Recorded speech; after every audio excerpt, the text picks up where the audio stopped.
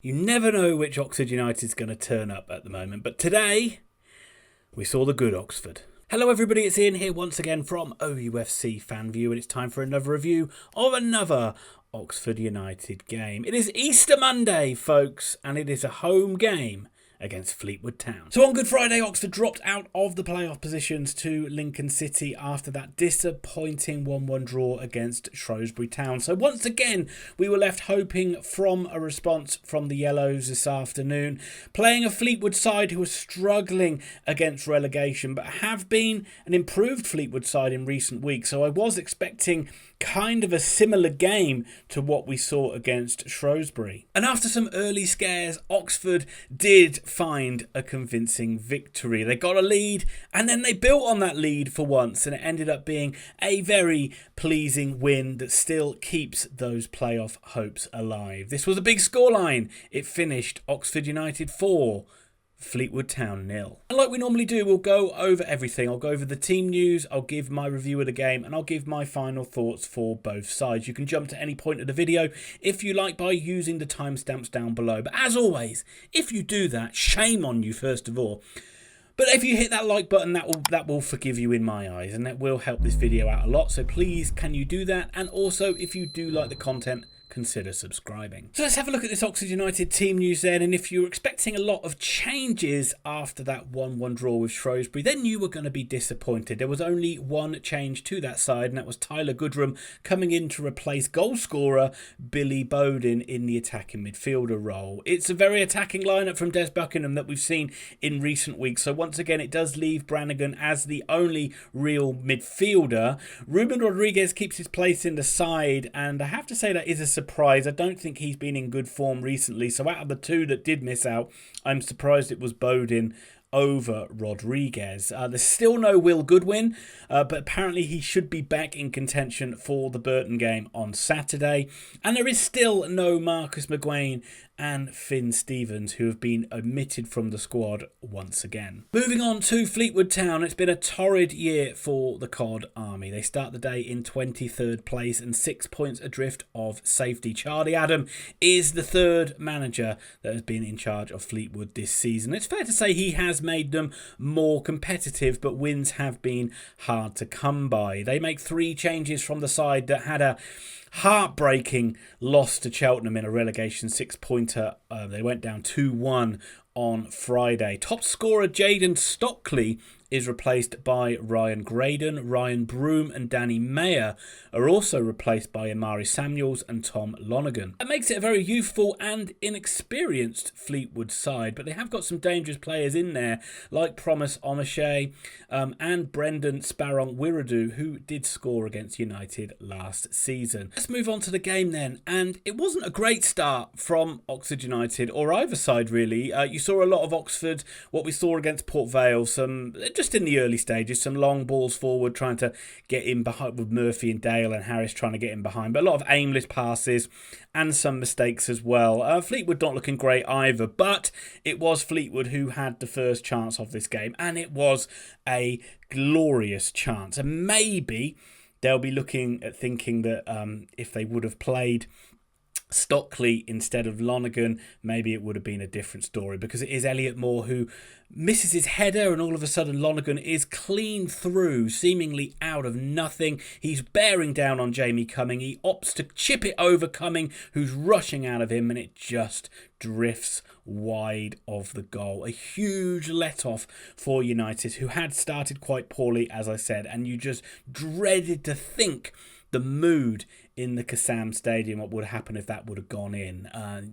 It was heart in mouth stuff as that ball drifted towards the goal, and it was very, very relieving to see it go wide. And that probably is a story of Fleetwood's season, because just 3 minutes later, Oxford took the lead in this game, and Fleetwood will feel really hard done by this goal. Oxford did wake up a little bit after that chance went in, and they were starting to move the ball a bit quicker. You saw Josh Murphy play a brilliant raking pass from left to right to get the attack moving. The likes of Harris, Goodwin and Dale were all involved in the build-up, but it was played back to Cameron Brannagan on the edge of the box. He took a shot from about 20 yards. It took a massive deflection, and it went past, it trickled really past Lynch in the Fleetwood goal. Nothing he could do about it. Very unfortunate for Fleetwood. Oxford United, of course, we will take it. 1-0 up. But it also needs to be said, there was a Fleetwood attack minutes before Oxford got on the front foot.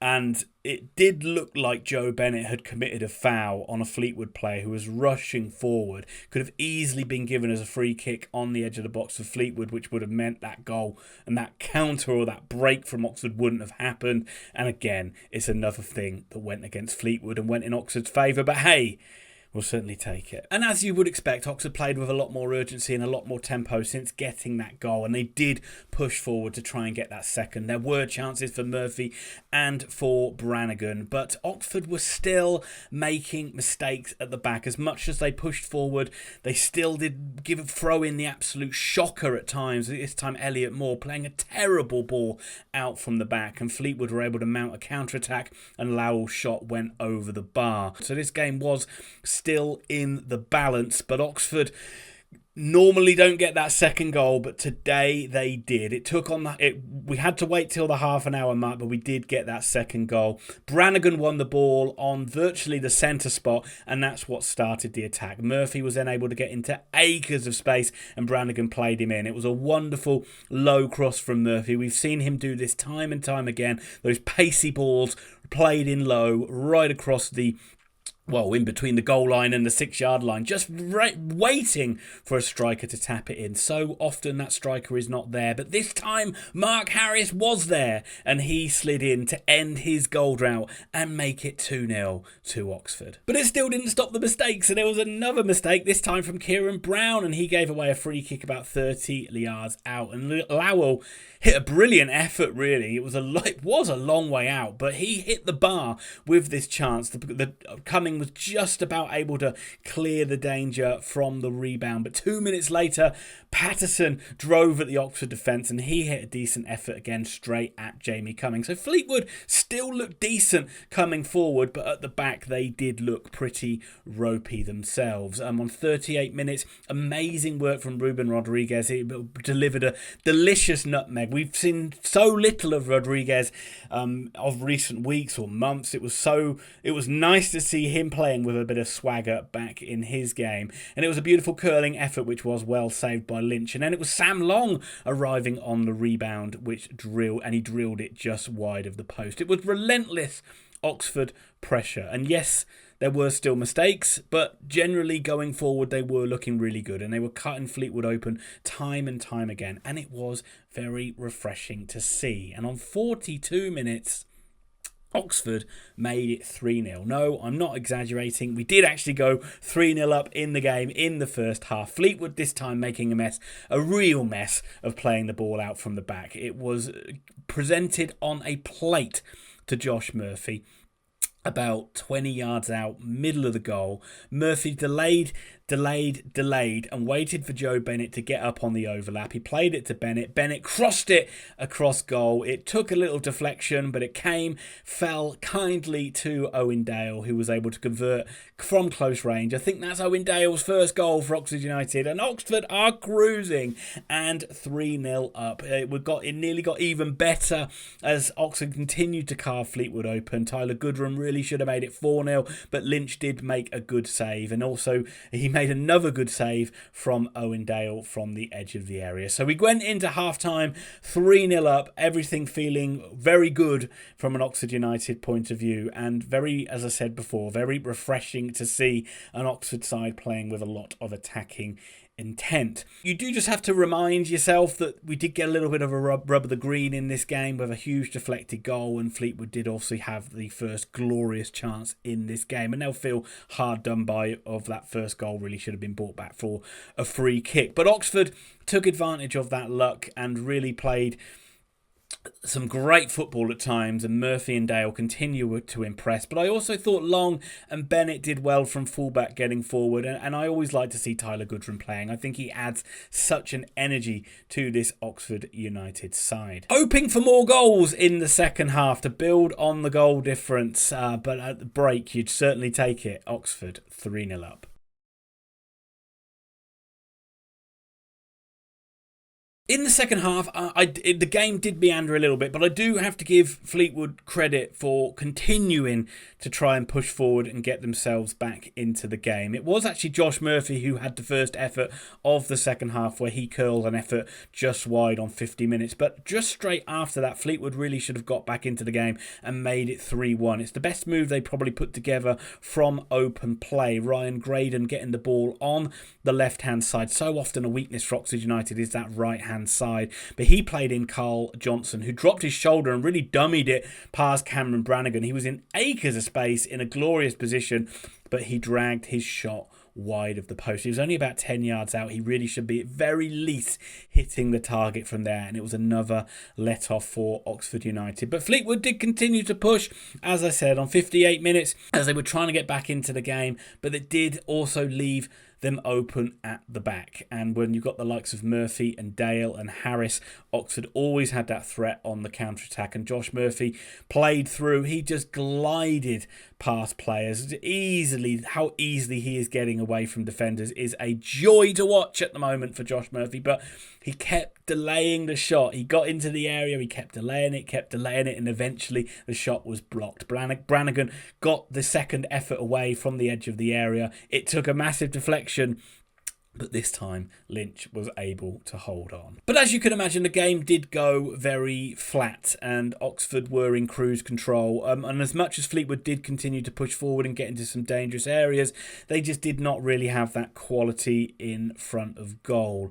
And Oxford seemed just as content to keep a clean sheet as they did to adding to the lead. But they did get a fourth goal in the second half. There really wasn't too many more talking points, so let's just go over this Oxford United goal. But the likes of Henry, who came on, and Brown did look impressive, and they played their part in this goal as well, with an attack which started down the right-hand side, and they were both involved with it, but it did fizzle out the first phase. But it came to Cameron Brannagan on the edge of the area. He ran into trouble, played it back to Mark Harris. Mark Harris taking a pot shot from about 20 yards out, probably a similar area to where Brannagan hit his first goal of the day. And once again, like that Brannagan shot, it took a massive deflection and whistled this time past Lynch in goal, who had no chance, who didn't have a lot of luck today, it must be said. And Harris, I don't know if that's going to be given to him or whether it's given as an own goal, but once again, we don't care. It's 4-0 to Oxford United, and it ends with a very nice morale-boosting, pleasing win. And that does but take me on to my final thoughts. And let's start with the visitors, and that is Fleetwood Town. And it's looking quite desperate for Fleetwood at the moment. 6 points adrift at the bottom of League One.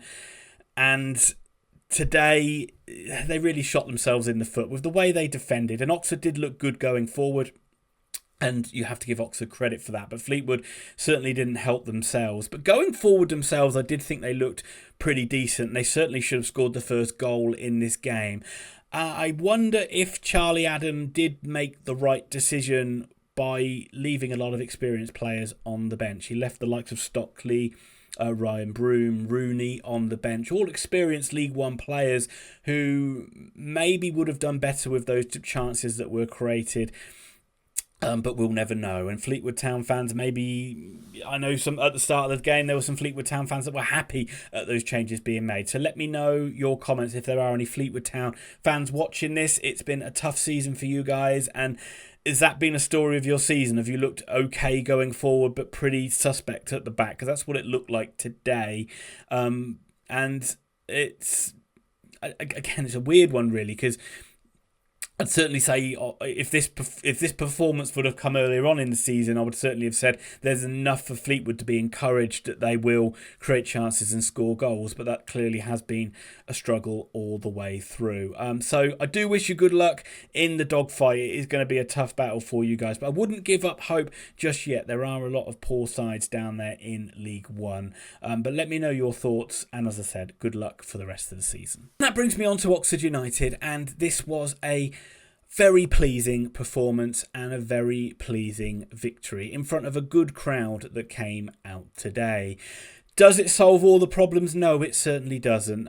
But we had to win the game today, and we won it in pretty good style. There was not nice to see Mark Harris break his goal drought as well and get back onto the score sheet. And Mark Harris is the sort of guy where you almost feel relieved for him when he scores, because you know how much hard work he does put into his game. But generally, the attacking threat for Oxford United is those wide players. Dale and Murphy impressed once again, and I do think that Bennett and Long did get forward and help out in the attacking third as well. Goodrum and Rodriguez, I thought, played their part today, but I really think Brannagan was really at the heart of everything Oxford United did well today. He is amazing that he is really the main midfielder in there, and he is doing so much work defensively, offensively. So many times he does carry Oxford United on his shoulders, and it was him doing the business again today. Nice little cameos late on from the likes of James Henry and the likes of Marcus Brown, who continues his road back to fitness from that long injury layoff, and that is encouraging to see, and that does at least give you hope that we still can get into these playoffs. But there still were sloppy mistakes at the back. There were times where we gifted possession to Fleetwood in some really dangerous areas, and we gave them some great opportunities against better opposition. They will punish us, and Fleetwood really should have been 1-0 up in this game, and that could have changed everything in terms of the way they approached it. Oxford did take advantage of that luck and did get luck themselves, but I do think on all it was a pleasing performance from Oxford United, particularly in the first half, where they really drove at Fleetwood and they didn't rest on their laurels at 1-0. They were desperate to get more goals, which has been a big problem since Des Buckingham's taken over, and at the back end of the man in tenure as well.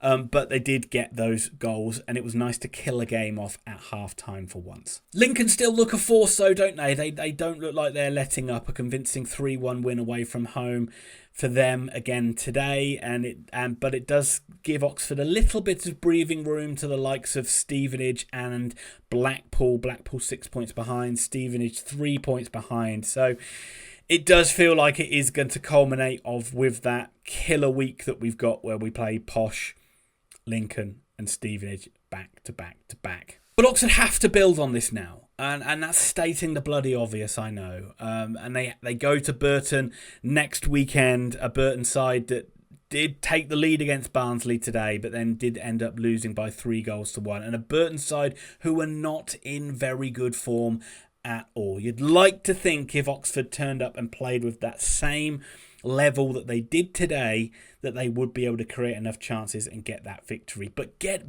putting together performances back to back and putting together wins back to back has been a struggle ever since Des Buckingham's taken over. But now is the time where they really have to deliver. Again, it was nice today. It doesn't mean that we're going to get in the playoffs. It doesn't solve all the problems. I'm fully aware of that. But my goodness, it was nice to see Oxford United get a comfortable victory, and I'm not biting my fingernails with protecting a 1-0 lead with 10 minutes to go. And hopefully we can see the likes of Will Goodwin come back in against Burton and just give us more attacking options. And I wonder if we will see Marcus McGuane and Finn Stevens back in the squad. I'll be interested to know your thoughts on that one. Yeah, look, I know that there's a lot of Des Buckingham haters in my comments, and I know that there's people that write the same comment over and over again and don't seem to listen to the responses that I give them. And I know that this doesn't take away the criticism that you have of Buckingham, and it doesn't take away the fact that we have gone from a automatic promotion chasing season to a clinging on to trying to desperately scramble into the playoffs in the last few games. But this was a good performance today, and hopefully that does give us something to build on. But let me know your thoughts, and if anything else, just bloody enjoy it, Oxford fans. There's not been a lot to enjoy recently, so bloody enjoy it and take the negativity out of it. Positive comments only, or I'm going to ban you. I'm going to ban you all. So let me know your comments down below, Oxford fans, Fleetwood Sands. It was a nice win today, and hopefully we can build on it against Burton Albion. I'll be back to do a review of that game next Saturday, and hopefully I am talking about another Oxford United victory. Enjoy the rest of your Easter weekend, folks. I'll be back at the weekend.